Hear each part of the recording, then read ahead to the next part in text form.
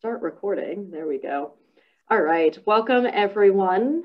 This is our first spring event for Focus Aphasia. Hopefully you found us on our website, but maybe you were also directed here from ASHA or from your instructors, which all of these are fantastic. If you like this type of event and if you're interested in future events, please check out what we've got coming ahead in the spring. So this is part one of a workshop on main concept analysis, which is going to be led by Dr. Sarah Grace Dalton and Jessica Richardson. There's part two coming up, which will be a little bit more interactive, where be some more hands-on activities. And then we also have some invited lectures coming up on a variety of topics, right? Hemisphere disorder, discourse analysis using Aphasia Bank. I believe Dr. Jean Gordon's going to talk to us about that. Got a lot of exciting events coming up, all free. If you'd like to use any of this towards your CEU hours for ASHA, we're not CEU certified, but you can definitely record this. I think it's called a CMH hour. And if you need a letter confirming that you attended, I put my details in the chat, but you can also find my details on Focus Aphasia website, and feel free to email me and I can send you a letter to confirm your attendance. So with that, welcome. I'm going to run the waiting room and the chat. So if anyone has any questions, feel free to send them my way. And with that, I will turn it over to Sarah Grace and Jessica to introduce themselves, because they'll do a much better job than I will. But thanks all for joining us today. I'm super excited for this. Great, thank you. And thank you for having us. We are very excited to do this for several reasons. One is that we really love sharing tools and creating tools. and so what you'll notice throughout is that there's going to be a bit of a dump of resources to you, and we're not apologizing for that. And also we have wonderful folks here at Focus, and of course at Aphasia Bank. You know, Davida is here, and from the very beginning she has been an advocate for sharing all of the information that we have created, checklists, anything on Aphasia Bank, and we'll actually highlight that in our talk as well. So I'm Jessica Richardson. I'm at University of New Mexico, and this is... I'm Sarah Grace Dalton. I'm at Marquette University. And we have shared a link for you. It's a Google Drive folder. You should be able to see it in your chat box. And if you navigate there, I'm just going to show you what I see when I navigate there. And I'm going to share my screen. So hopefully you're seeing my screen. And you should see an MCA enhanced manual that we're definitely getting to next time and spending lots of time in the manual and with lots of examples.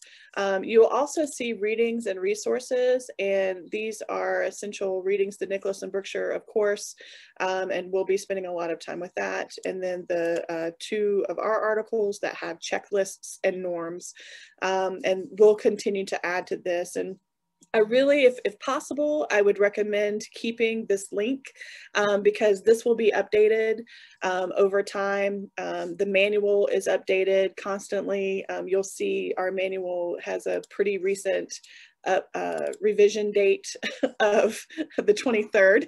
So, the same thing, our rules for determining accuracy and completeness, we update it with examples of problems that we run into all the time. So I don't know how helpful it is to just download hard copies, and because then you might make the mistake of missing out on some update or revision. It's really just good to stay tuned to the live links.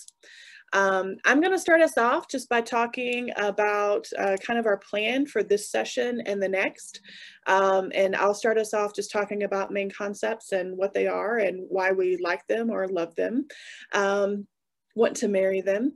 And then I'll switch it over to Sarah Grace as she'll show us some tools that we've recently updated to our advantage. And so we're sharing them with you, so it will be to your advantage as well.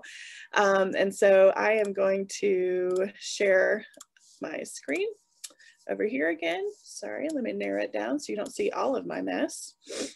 And you guys should be seeing just a PowerPoint screen. Is that what you're seeing on your end? Good, thank you. So for this part one, we just wanted to talk a little bit about MCA and its neighbors, give some definitions and examples of MCA, talk about coding and scoring, a workbook demo. So this is an Excel workbook, and as we finalize things, that will also be made available to you through this Google Drive folder. Talking about interpreting MCA results, and then just show you the different checklists that are out there, and just a brief note on psychometric strengths. For part two, we're going to spend actually a lot of time doing a deep dive into the rules for accuracy and completeness, and using times where we've run into trouble and had to make some decisions to teach about those rules for accuracy and completeness. And so lots of examples there. And then talk about future directions, where we are for MCA and where we're going for new tools for you to use. So first, just talking about the nearest neighbors before diving into the details. I just want to bring up something else or some other technique or approach that you may have experience with. For example, content units have been around for a very long time, and main events are a newer tool or a newer measure, but very similar to main concepts. And then of course the story completeness part of the story goodness index. So some of you may be more familiar with one of these, and to tell you how main concepts relates to that. So first, talking about content units, first introduced by Yorkston and Buchelman in 1980. And a content unit is defined as a word or a phrase referring to the same object, action, or state that was mentioned by a certain number of control speakers. And this is just an example of some more recent work on content unit checklists from Hillis's group in 2019 for their modern cookie theft picture. So you may have noticed that, you know, there's the original BDAE cookie theft picture, and they've updated a little bit, and they're even working on another update that shows a more diverse and multiracial family. And you can see that maybe I should make it a little bigger for you. But for example, they have left-sided content units that are on the left side of the scene, and then right-sided content units, and then some that are neither left nor right. And this is really just a checklist approach, and I'm a fan of checklist approaches. Probably if you're here, you are too. And you're making binary decisions about whether or not a person produces that content unit or not. Throughout the literature on content units, there's not a whole lot of detail, if any, in some cases provided throughout the literature on how to handle errors. So a lot of these methods that are out there, they do really well if you're working with typical populations or with populations who don't make too many errors. But when you start talking about folks with aphasia who produce a lot of different errors, we need something a little bit more informative and nuanced. Main events were defined by Capilouto and colleagues in 2006 as, they were also called essential elements or implied meanings. And they defined it as an event that is of sufficient importance to the story as a whole and independent from the other events in the story mentioned by a certain number of control speakers. And this is just an example from that 2006 paper that's showing main events for the birthday cake scene and main events for asking directions. And you can see they give a little information here. So in parentheses, there were alternates, alternative ways to say part of the main event. Importantly too, this had a binary scoring system. It's either correct or incorrect. And the example that they give in one of their articles is for the birthday cake picture, if the participant said the boy is crying, but did not mention because the dog ate his cake, then that main event was scored as incorrect. And so that is just a little bit about main events. Then there's the story completeness part of the story goodness index. And that's really the x-axis of the SGI, or the story goodness index. And story completeness involves a checklist of critical components, and this can involve events and characters that, of course, again, are identified by a certain number of control speakers. And here's an example from one of the earlier papers where they showed the development and they introduced SGI. And it's showing you the story components, the critical components. And this is for Old MacDonald Had an Apartment House, which is used in a lot of work by Coelho's group. And so you can see the couple or farmer is moving to a city and or finding an apartment and or having an apartment building. So it's a way for, it's showing different ways that a person can express this concept that is considered to be essential. And again, this is a binary scoring system. It's either present and correct, or it's not. We gave a little bit more of an update or a little more detail on this in a recent paper from Power and colleagues in the Journal of Brain Injury. And I've tried to make sure, guys, through all of this, that the link to whatever article I'm talking about is up top at the top of the slide. So for these articles, you can easily navigate to that link through the DOI link that's provided for you. And in the Power article, we talk about the story completeness score, and it's the total number of critical story elements. And this was for cat rescue for that particular study. This is not the same as the cat rescue elements that we found for our first norms paper. We have more critical elements there. But for this paper, number one was the kitten or the cat. Climbed, got up, caught on, is into the tree or limb or branch. And you can see these other ones. And we just mentioned a little bit more detail here about scoring. So participants were not given partial credit for utterances. For example, a participant had to include cat or kitten and one of the verbs and one of the nouns in order for that utterance to be considered to contain the same as the information unit provided by controls. And so for the story completeness, again, it's one of those things, either it's there in its entirety, or it's not. And it's accurate in its entirety, or it's not. So now we get to main concepts, and this was first introduced by Nicholas and Brookshire in 1993. And main concepts are defined here as relevant utterances that provide the gist or essential content of the narrative task. And each main concept consists of a subject, one main verb, an object, if appropriate or indicated by the verb, and any subordinate clauses. And here's an example of their main concept list for the original cookie theft picture. And underlined here, you see are the essential elements of the concept, and in parentheses are options that are provided for that concept. And so you can see this had 7 concepts, and they provide in that original paper some examples of coding as well. And the coding is based on giving us a little bit more information about accuracy and completeness. And so based upon the neighbors that I just mentioned, you can think of a main concept as similar to a main event, or as part of a main event as shown here.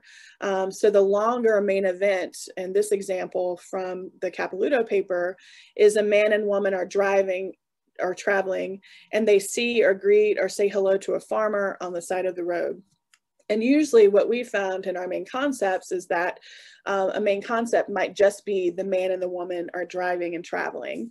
And then another concept might be they see or they greet the farmer on the side of the road.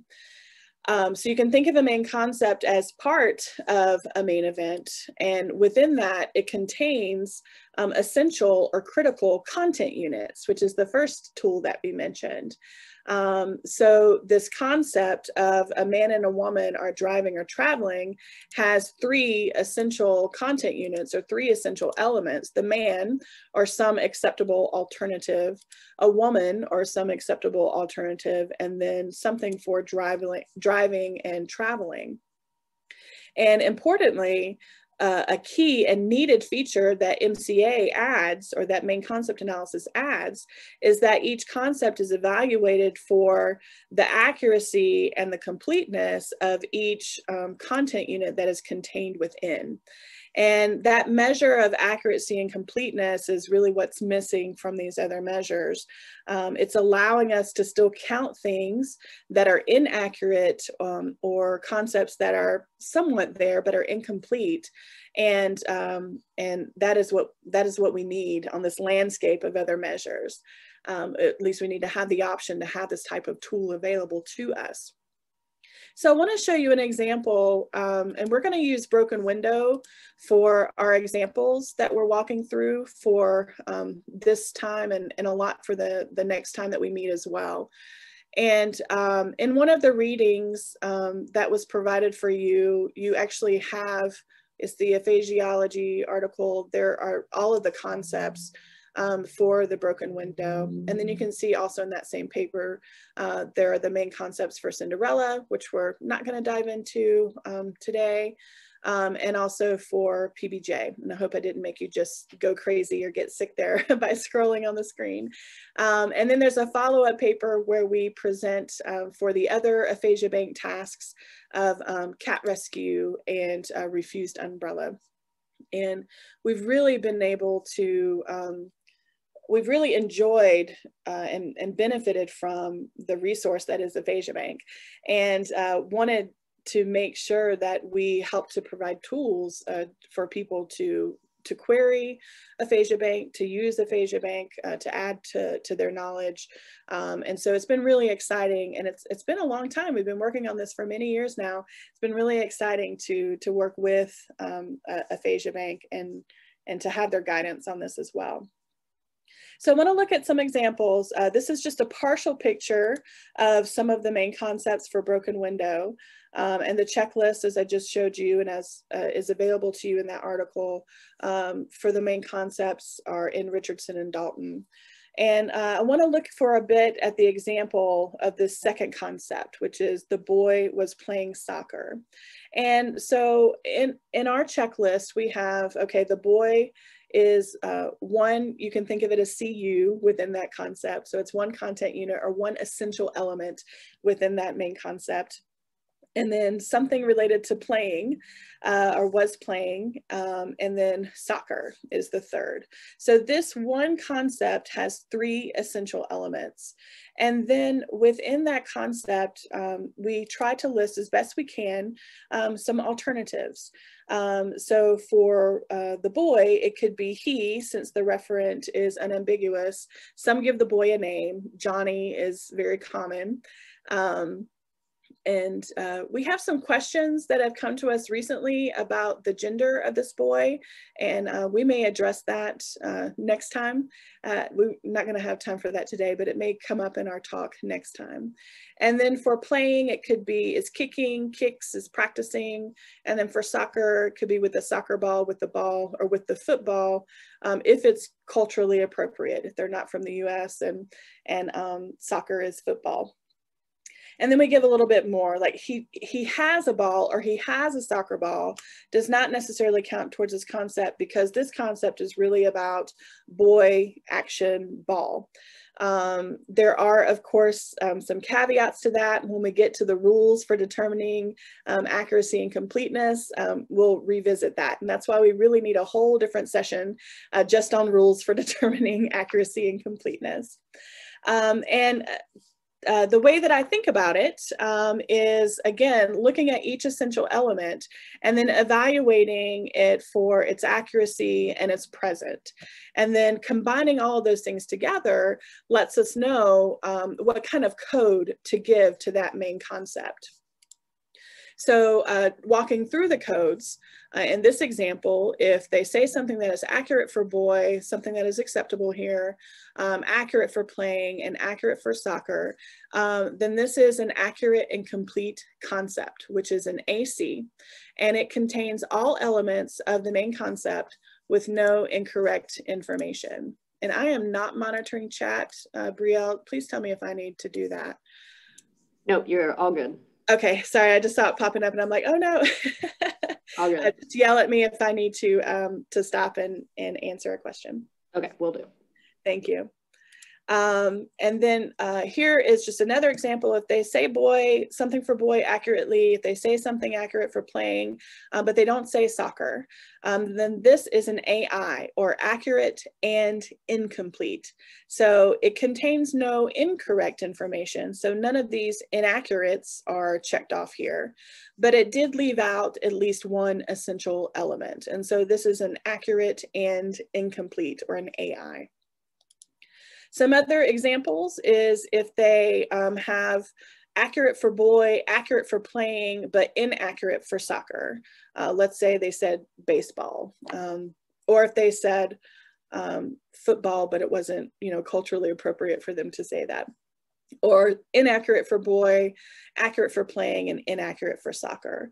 Then this would be an IC, an inaccurate and complete. So it contains at least one incorrect piece of information, but it does mention all of the essential elements. The next code is an II, which is inaccurate and incomplete. And this would mean that you would have to have something absent. So something has to show up as absent. So here in this example, the boy is accurate, but playing is absent, and they said something inaccurate for soccer. Or the boy is inaccurate, accurate for playing, but soccer is absent. So these are some different ways that you can get an II code. And then, of course, if they don't say anything for boy or playing or soccer, all of those are absent, then this is an absent concept. No utterances were recognized as matching up with a main concept on the checklist. And in the original article, we actually give some scoring examples, not just for Broken Window, but also for Cinderella, and also for PBJ is in that original article. And so we try to provide a lot of examples in the articles, and then what you'll see through the resources that we provide for you through the scoring manual, as well as the rules for determining accuracy and completeness, there's lots of examples of scoring, of coding and scoring within those materials. So what this might look like, this is an example scoring sheet that could be used. We've used this at bedside in an acute clinical research study. This may be something that you can use in the clinic. It may be something that you may use for your research. And the good thing about this is that it has the information about the essential elements, the alternates as well, to help make sure that you're not being too narrow in what productions that you're allowing. And I just scribbled, just pretending that, I'm trying to record online. Maybe I typed out their transcript, or, maybe I'm listening to an audio file of what they said, or, maybe there's a full orthographic and phonetic transcript. There's lots of different inputs that could be used to utilize this scoring sheet. And, just saying, okay, for the boy is outside, we had, accurate stuff for all of that. So the MC code is an accurate and complete, an AC. For MC2, they said 2 out of the 3, so it's incomplete, and something in here was inaccurate. So that's an II, inaccurate, incomplete. And so you can just see, just made up with scribbles, of course, these are the responses of this person. And so these are the codes that we have for their performance on the Broken Window sample. And then you have the option too to apply a scoring system. And there are 2 scoring systems that are out there. There's the original scoring system introduced by Kong in 2009, and where accurate and completes are ACs, accurate and completes are given 3 points. Accurate and incompletes, or AIs, are given 2 points.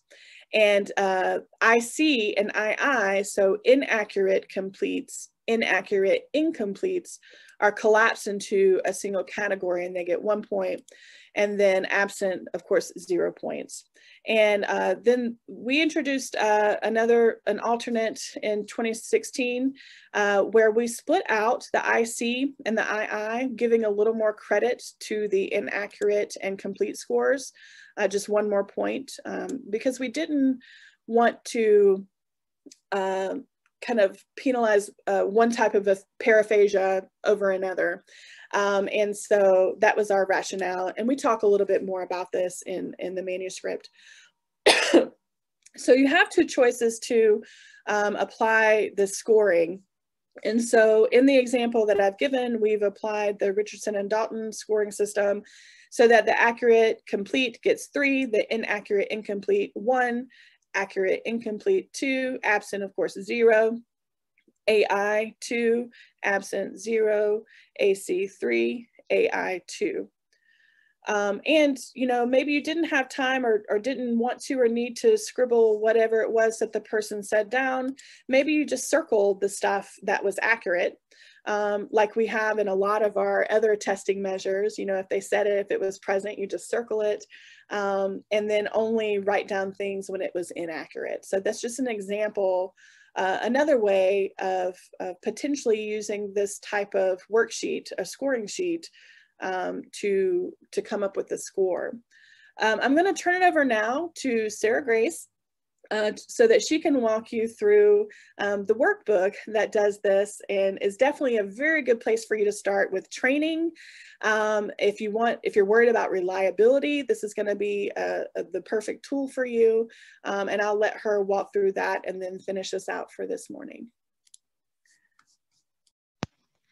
All right, thank you, Jessica, for all of the introductory information.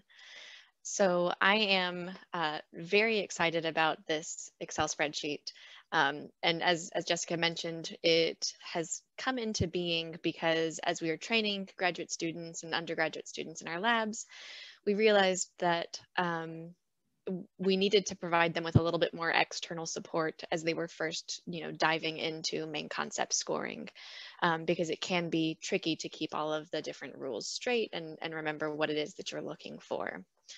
So this, again, will be made available. I just have to figure out how to lock some of the cells so that people don't accidentally delete formulas and then it gets broken. But as soon as it is ready, we will be sharing that.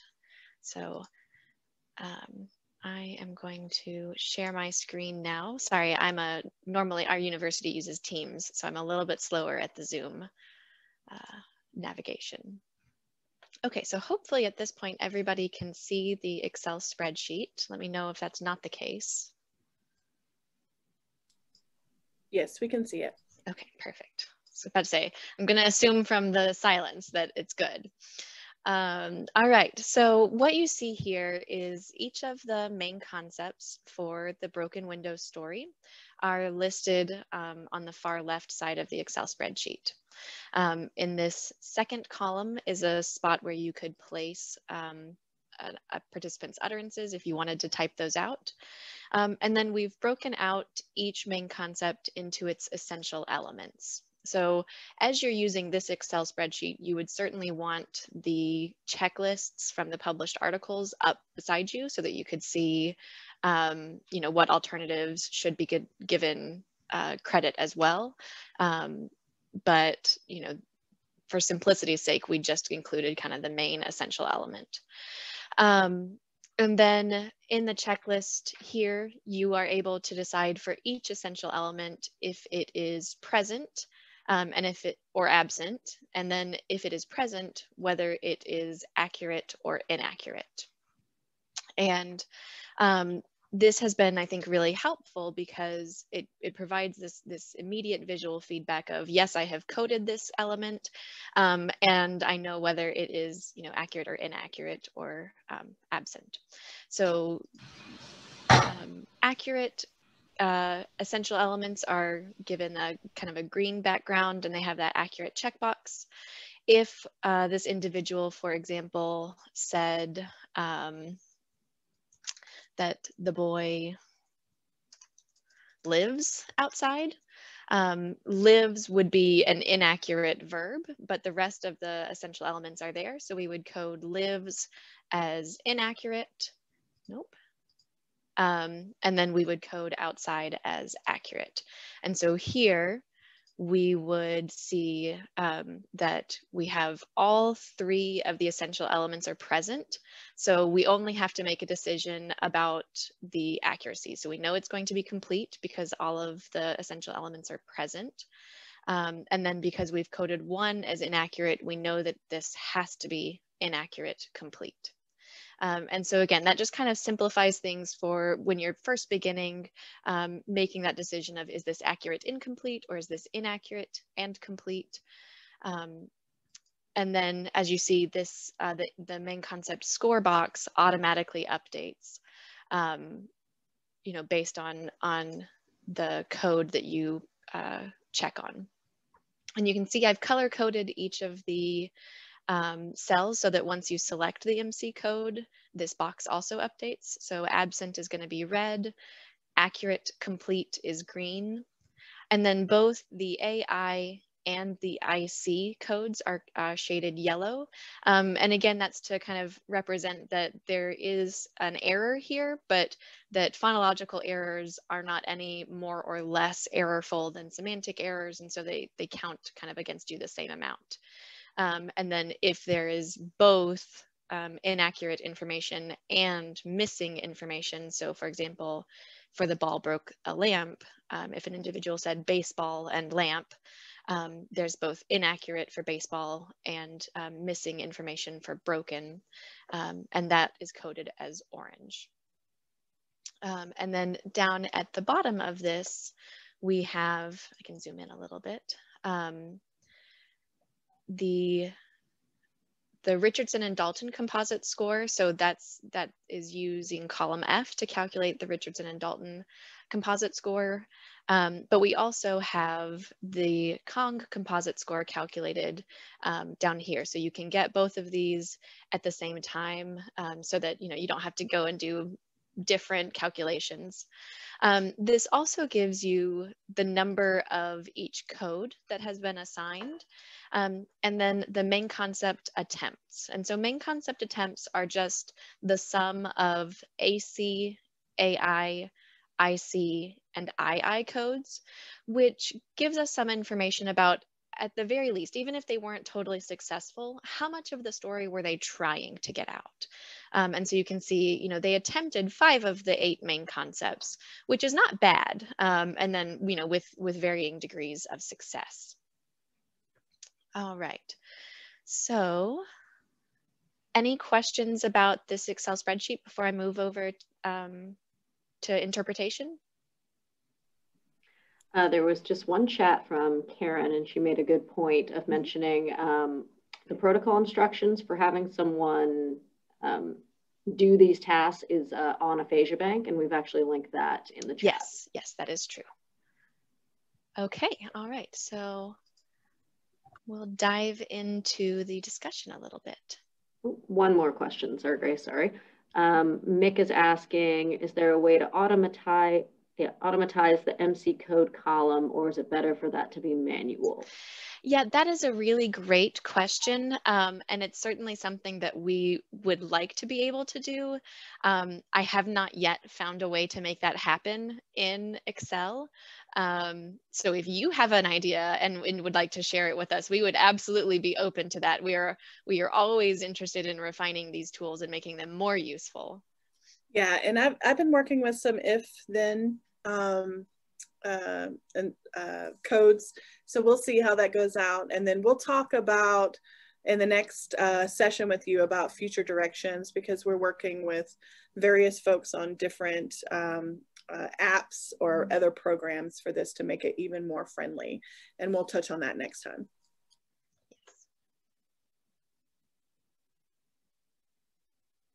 Okay. There's a question in the comment really quickly. So I'm gonna, Amber, I see your question, and when Sarah Grace gets through the next part, I'll come back to that. We actually have details or guidance for how to treat 2 separate utterances for the first 2 elements in the checklist. And that's definitely where I would advise, and Sarah Grace would definitely advise, we never, ever score anything without the checklist in front of us, ever. Yes, even now, after doing this for, you know, almost 10 years. Never, ever, ever. It's the golden rule that we share with our students. Okay, so let's take a look at the PowerPoint again. Let me start that. All right, are y'all seeing just the PowerPoint, or are you still seeing the? We've got it. Okay, perfect, thank you. So now when it comes time to interpret the results, so you finished scoring this discourse sample from your client, and you are, you know, trying to figure out what does this information mean. So you can take the main concept checklists and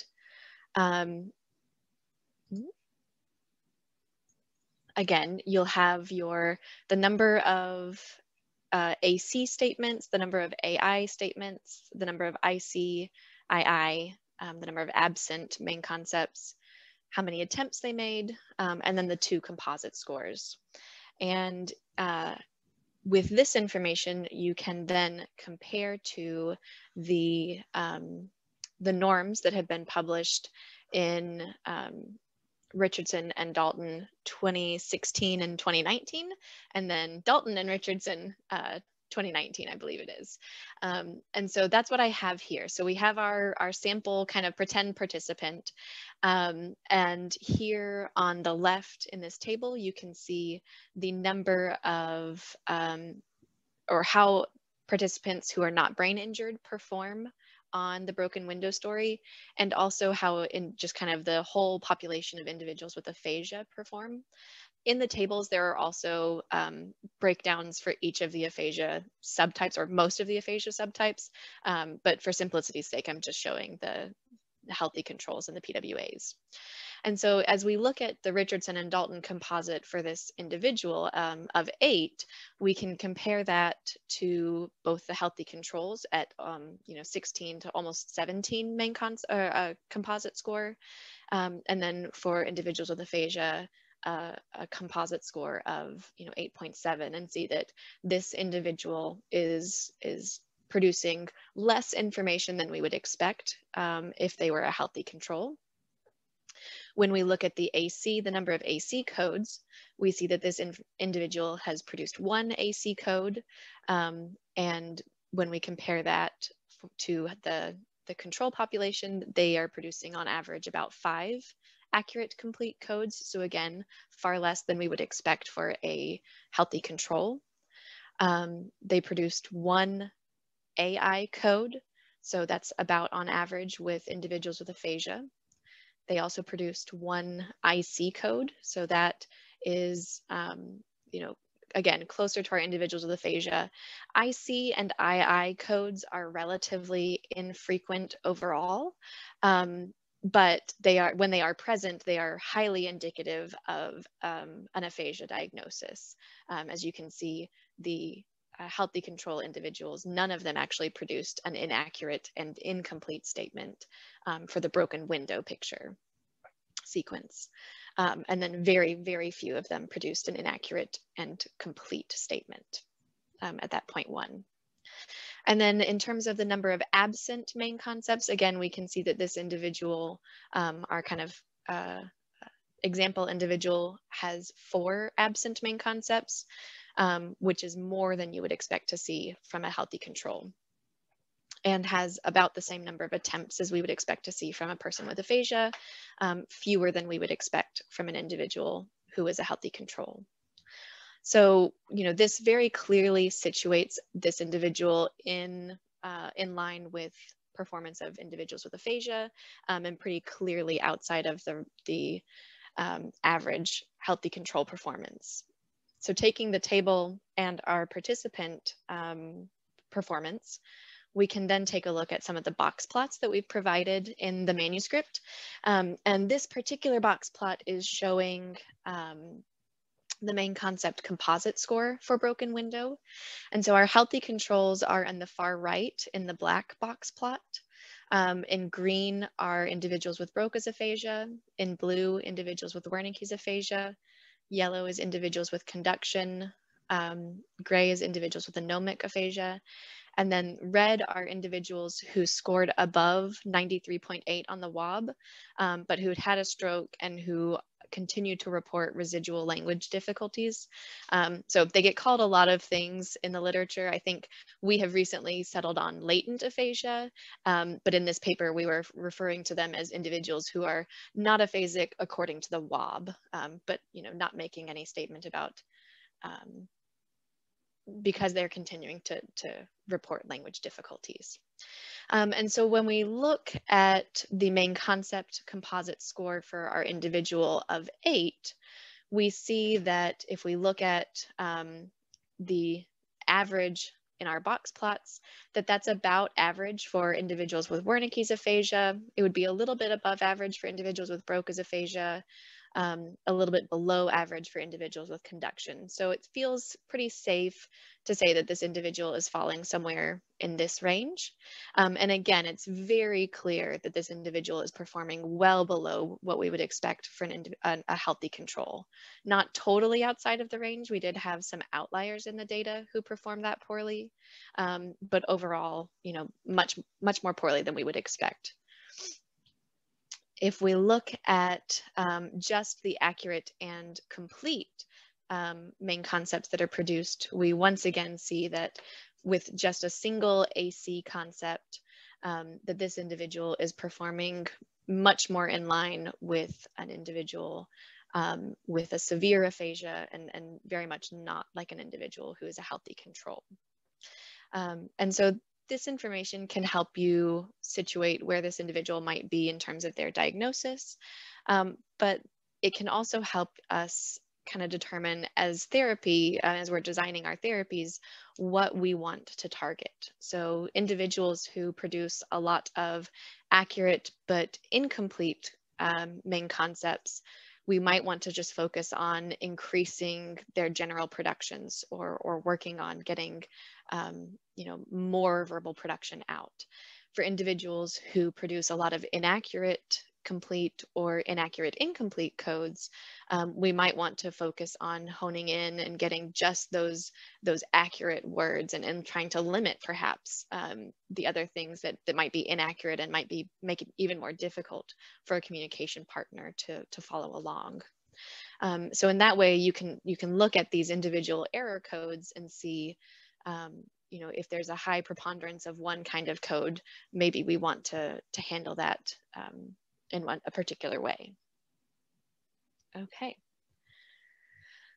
So as Jessica mentioned, there has been a rich history of main concept development, and that started again with Nicholas and Brookshire. And so they developed main concept lists for 8 stimuli. Those are an argument picture sequence, a birthday picture sequence, the cat rescue sequence, which is also part of the aphasia bank stimuli, asking for directions, doing the dishes, which is a procedural task, writing a letter, which is another procedure. And then they also created lists for the BDAE cookie theft picture and the WOB picnic picture. Kong has published in English main concepts for 4 stories: cooking in the kitchen, waking up late for work, buying ice cream, and helping an old man. And then we have published main concept lists for the aphasia bank stimuli, but also Hammeister and Nichols, and I apologize if I have butchered their names, but they have also published for, I believe it's cat rescue, they have published a list as well. So I'm going to take you to this website now. This is on the Aphasia Bank website. Davida has been so wonderful in hosting many of these resources, and so I want to just kind of show you all where they are available to you. So let me share just my whole desktop really quickly. And what you will see is here on the Aphasia Bank website, actually, let me go back a page. Oh. So if we go to aphasia.talkbank.org, over here under topics, there is a link for discourse analysis. And there are additional discourse analyses available. But if you click on the main concept link here, you'll see a list of most of the publications that have used the Aphasia Bank stimuli. Some information about some of the scoring procedures that have been developed. And then here, links to the main concepts for these tasks. And then something that has just recently been developed and that Davida has shared with the world is a tool to help us actually code main concepts within chat. So that you wouldn't necessarily need an Excel spreadsheet. So hopefully people will be able to find the method that works best for them and for their kind of their life. All right, so Jessica, were you gonna finish out on the psychometrics, or do you want me to cover that one? I think you can go ahead. I'm furiously typing in the chat to some of these questions. Okay, all right. Is there anything that I need to address? No, I'll probably circle back around before we get off just to make sure that they're addressed for everyone. Okay, all right. So we just wanted to share a little bit of information about why we, like main concepts, or why the kind of strengths that we think it might have, recognizing, of course, that main concepts should always, be used in conjunction with other information. We're not advocating that main concepts is the end all be all, but we do think it gives useful information, and it has some characteristics that make it pretty strong. And so, the first of those is that it's got pretty good psychometric strengths and clinical feasibility with the checklist and with some of these, spreadsheets that we're sharing, with the chat files that Davida has worked out that can allow you to score those, in the transcript. Main Concepts has consistently reported high inter and intra-rater reliability, particularly when you use these detailed scoring guidelines from Nicholas and Brookshire and the checklists that have been published. Mary Boyle also published on the test-retest reliability of Main Concepts, and so we do know that there is the reliability is adequate for repeated measurement for certain of the MC codes in group studies.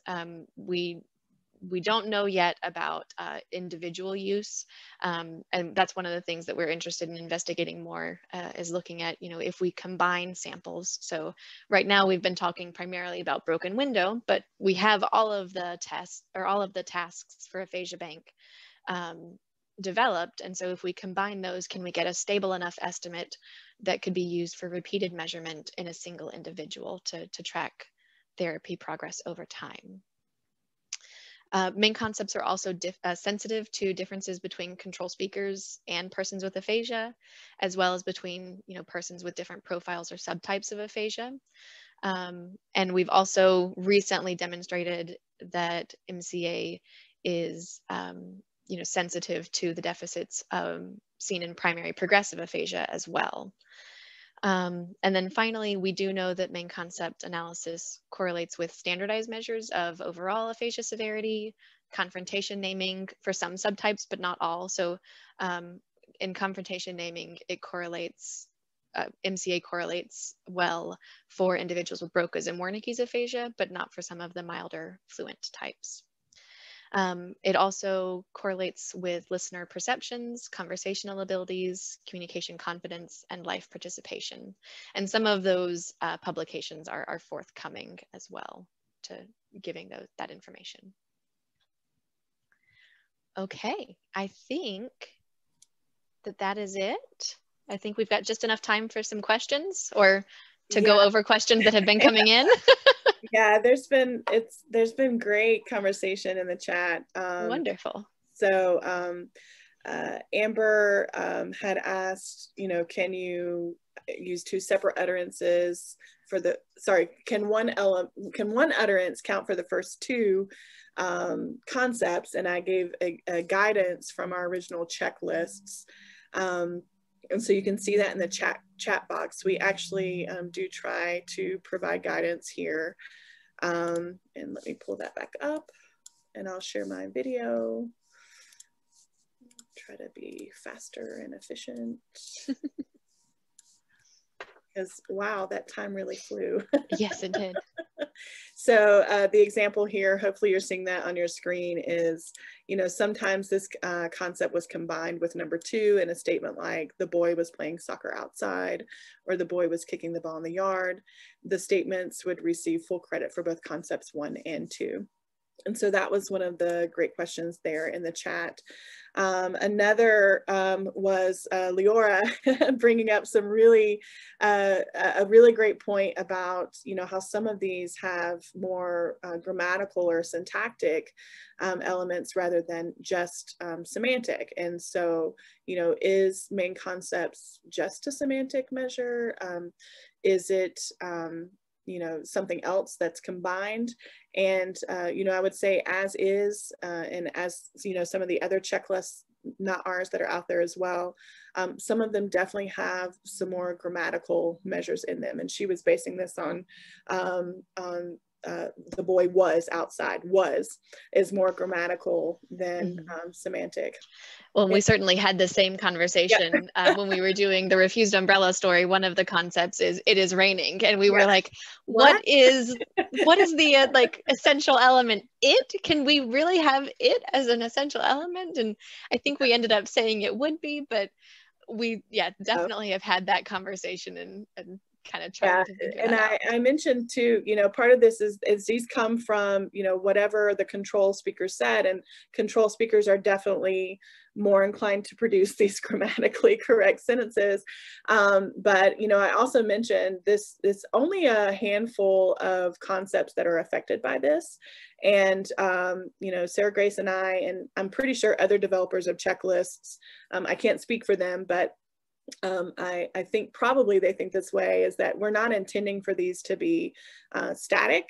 We're actually hoping that they would be, you know, dynamic. And this also may be something worth considering in the future, because it would be very easy just to go back to those specific concepts and, you know, get rid of those elements and do some rescoring and have some new references. So that's definitely something for the future that would be great to do. And then Karen asked about gesture use. Well, yeah, individuals with global aphasia. Yeah, and so there, you know, there weren't that many people with global aphasia in the database that could actually do these tasks. In our recent message paper, which we'll point you to next time, we did include a few more. And then there are some other folks, and I think it was the Nichols, the Hammaster Nichols, where they were looking not just at spoken language, but they were looking at other gestures and nonverbal. And I think that's a fantastic direction. We actually did it for an ASHA paper. We just never published it. Yeah, it's just a poster. Why didn't we publish that? I have no idea. We're very busy. So really great ideas and questions in the chat. And, you know, thank you for continuing to sharpen this and sharpen us as well. We appreciate it. Yes. Yeah, and this is Mick, I think. Yeah, I've been working with if, then, and true false. So I'm going to copy this out right now. I'll try and save the chat as well. Yep, perfect. This is brilliant. I love it. Thank you so much for sharing that insight. Yep. So there might be more questions, and I know Brielle's probably about to guide us through that as well, or either guide us out of here. But next time, let's just stop talking. Yeah, next time we're going to dive deep into the rules for determining accuracy and completeness, and really hit the what I call hot spots. What are the things that we keep visiting most when we're scoring? What causes problems and reliability? And we're going to spend a lot of time on that next time. And there's been a few requests for the PowerPoint in the Google after we finish, so I said I would remind you. But yes, we will definitely be having this again. I think it's either in 2 or 3 weeks. I don't know. Time is a strange thing these days, but it is on the website. And we will see you back here. Hopefully you'll join us. And again, if you need a letter to confirm attendance, my email is bcstark@iu.edu.